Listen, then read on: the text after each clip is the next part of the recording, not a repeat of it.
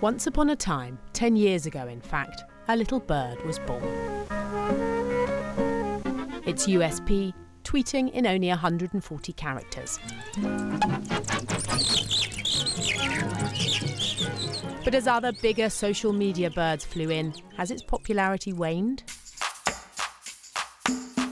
When it comes to breaking news, it's hard to imagine operating without Twitter. Even the raid on Osama bin Laden's Pakistan compound back in 2011 was unknowingly live-tweeted by an IT consultant living nearby. Mr. Attar first tweeted, "Helicopter hovering above Abbottabad at 1 a.m. is a rare event," and followed that with a series of tweets about what he'd heard. It was only 9 hours later he discovered he'd been live-tweeting the killing of the Al-Qaeda leader without knowing it. Then there's the service Twitter offers as an information disseminator. Take the Japanese tsunami in the same year.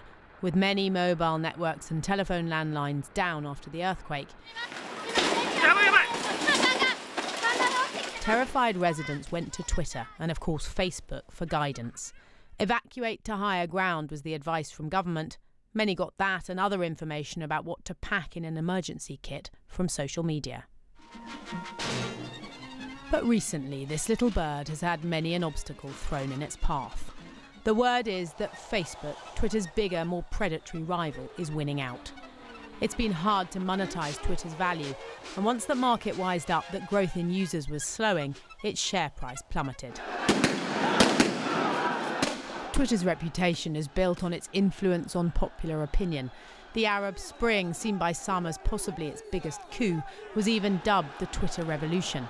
That meant the site was harnessed to spread the word, to galvanize the people.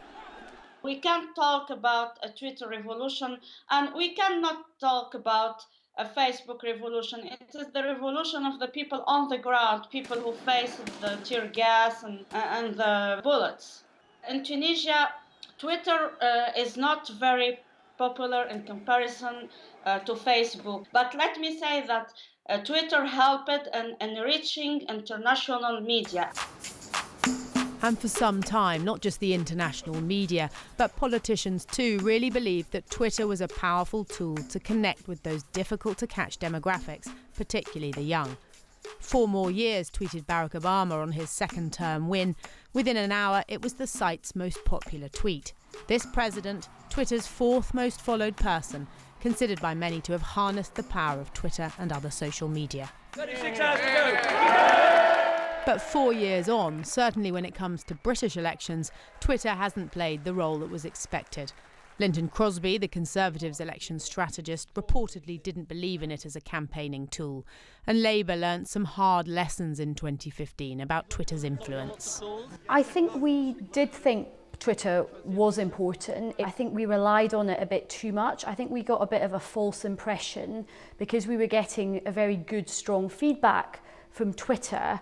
I think we thought that's the way the whole country was going, and of course that didn't happen, as we found to our shock and horror when that exit poll dropped at 5 to 10. A lot is asked of this little bird. If questions mount over its ability to influence opinion, it could find itself not a bird that can fly, but a dead duck.